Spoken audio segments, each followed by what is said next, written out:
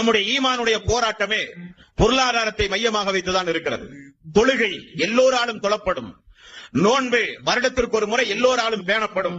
ஆனால் தர்மம், ஜக்காத், பொருளாதாரத்தை அல்லாஹ்வுடைய பாதையில் செலவு செய்வது என்று வரும்பொழுது மட்டும் நம்முடைய உள்ளம் இறுக்கப்படுகிறது.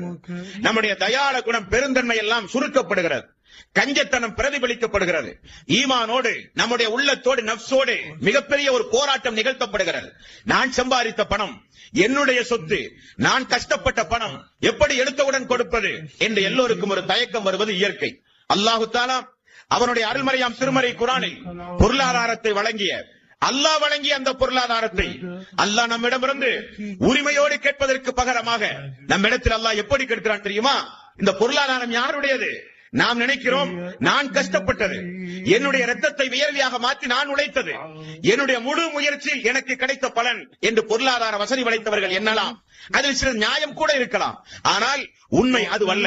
நம்மை காட்டிலும் எவ்வளவோ வீதிகளில் வண்டி இழுத்து, மூட்டை தூக்கி அதிகாலை பொழுதிலிருந்து மகரிபு வரை கடுமையாக வெயில் மழை என்று கூட பாராமல் உழைக்கக்கூடிய மக்கள் உண்டு.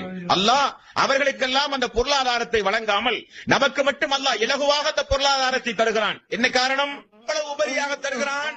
எதற்கு என்று நீங்கள் யோசிக்க தவறிவிட்டீர்கள். அல்லாஹ் உங்களை சோதிக்கிறான்.